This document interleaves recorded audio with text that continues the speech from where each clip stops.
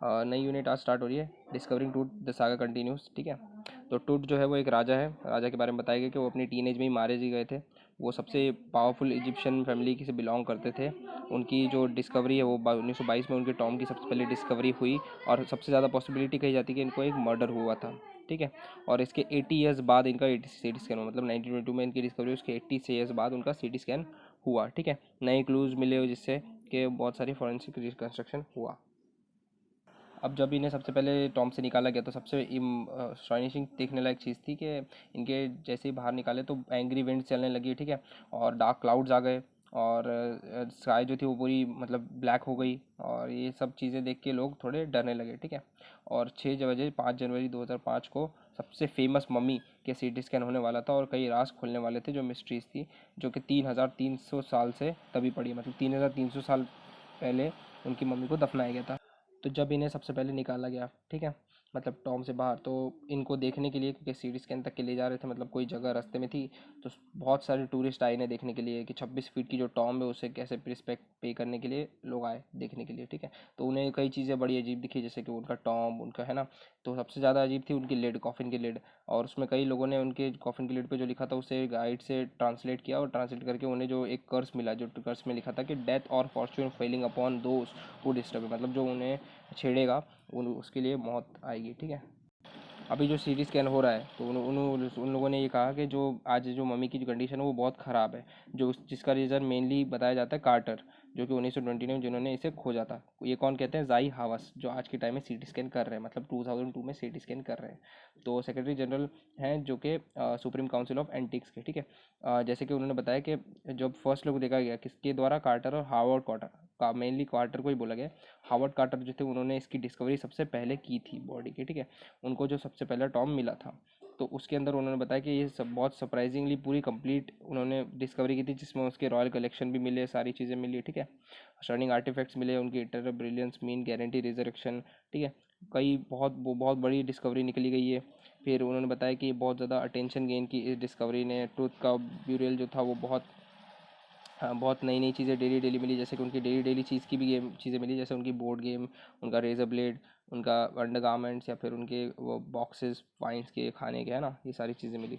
तो जो थे हमारे पहले कार्टर, जो हावर्ड कार्टर थे, तो उन्होंने कई महीनों के बाद जो फायरों के फ्यूनरी ट्रेजर थे उन पे उन्हें खोज करना स्टार्ट किया। तो उन्हें 3 बॉक्स मिले, 3 कॉफिन, जिसमें पहले कॉफिन में तो उन्हें बहुत सारे श्राउड मिले। श्राउड मतलब वो जो कपड़े वपड़े रहते हैं, गार्लैंड्स मिले, विलोज मिले, ऑलिव लिव्स मिले, सरी मतलब बहुत सारी चीज़ें थी सोने की, सारी चीज़ें सोने की, है ना। The faded evidence in murals.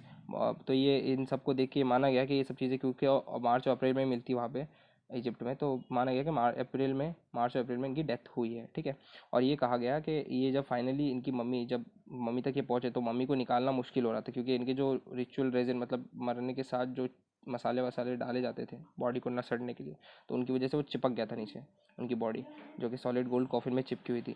तो उन्होंने सोचा कि इसे फोर्स से नहीं निकाल सकते, उन्हें हम लोग को कुछ और तरीक़ों से ही करना पड़ेगा। तो इन्होंने क्या सोचा कि सन के सामने रख देते तो उससे क्या है, पिघल के उनका रेजिन पिघल जाएगा, और जिसकी वजह से हम लोग उसे बाहर निकाल लेंगे। तो उन्होंने 149 डिग्री फ़ारेनहाइट पर उस बॉडी को रखा, पर उसके बाद भी कुछ नहीं हुआ। तो इन्होंने रिपोर्ट की ये सारी चीज़ें, और उनके बाद उन्होंने ये सबसे कोशिश की अब के इसे, मतलब अपन लोग इट हैडंट कट, मतलब मम्मी को कट फ्रीली तो छोड़ नहीं सकते, क्योंकि उन्होंने बताया कि इसे फिर लास्ट में क्या किया गया कि इन्हें चेसिल से निकाला गया। चेसिल मतलब हथौड़ा छेनी से काट काट के निकाला गया। ठीक है, अब ये थी गलती इनकी कि हथौड़ा काट छाटी से जब इन्होंने निकाला तो बॉडी के कई पार्ट्स अलग अलग हो गए, ये इनकी गलती थी। इनके डिफेंस में कार्टर कहते हैं कि अगर इनके पास कोई चॉइस नहीं थी, अगर ये मम्मी को ऐसे ही छोड़ देते तो चोर इनकी बॉडी के सारी जो चीज़ें थी, जैसे उनकी अंगूठी वंगूठी सब चोरी करके ले जा लेते। और क्योंकि इनके पास बहुत सारी चीज़ें थी, क्योंकि ये बहुत वेल्दी थे, तो इनकी बॉडी, मतलब जो इनका पिलर था उसके अंदर बहुत सारी ग्लिटरिंग गुड्स था, प्रीशियस कॉलर्स थे, उनकी नेकलेस थे, ब्रेसलेट्स थे, आमुलेट्स थे, ये सारी चीज़ें उनके पास थी। ठीक है, आप पढ़ सकते हैं यहाँ पे। और इनर कॉफिन में मास्क था, सारी चीज़ें प्योर गोल्ड की थी, तो सब कुछ इनसे अलग नहीं किया जा सकता था। और अगर ये मान लो ऐसे छोड़ दी जाती तो चोर इन्हें ले जा करके सारी चीज़ें हटा देते और उसको बॉडी को और भी ख़राब हालत में वहाँ पे छोड़ देते हो। और आगे अपने डिफेंस में कहते हैं कि आर्कियोलॉजी जो है वो आजकल बहुत डिफरेंट हो गई है, वो अब ट्रेजर पे ध्यान नहीं देते, अब वो ध्यान देते हैं फैसिलिटिंग चीज़ों पे कि उनकी किसी बॉडी की डेथ कैसे हुई, कैसे वो जिए, कैसे वो रहे, इस चीज़ों पे ज़्यादा फोकस किया जाता है। 1968 40 ईयर्स बाद जब कार्टर ने उसकी डिस्कवरी की, ठीक है, बॉडी की, उसके बाद इन एक एनाटॉमी प्रोफेसर ने इनकी एक्सरे करने की कोशिश की सबसे पहले, और जिस एक्सरे में एक बहुत चौंका देने वाला रहस्य सामने आया कि इनके जो चेस्ट ब्रिस्ट के बोन थे, फ्रंट रिब्स, वो कुछ गायब थी, कुछ रिब्स जो सामने की हड्डियाँ थी छाती की वो गायब थी, ठीक है।